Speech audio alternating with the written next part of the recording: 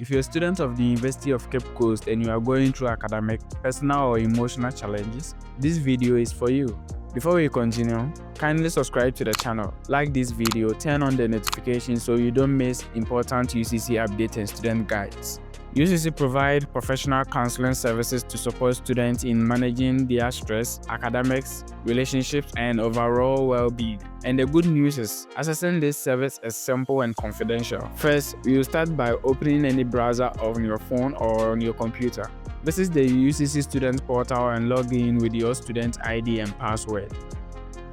Once you logged in, look at the sidebar menu and click on Counseling Services. Carefully provide your details, that's the counseling type. By clicking on the counseling type, you select from a list of options your category, either educational support, social or personal, sexual harassment, anger management, relationship issues, and many others. You select which applies to you, and make sure the information you enter is clear and accurate. Enter your contact number, that's the phone number, and your email address, preferably the student email, your institutional email, and your mode of delivery.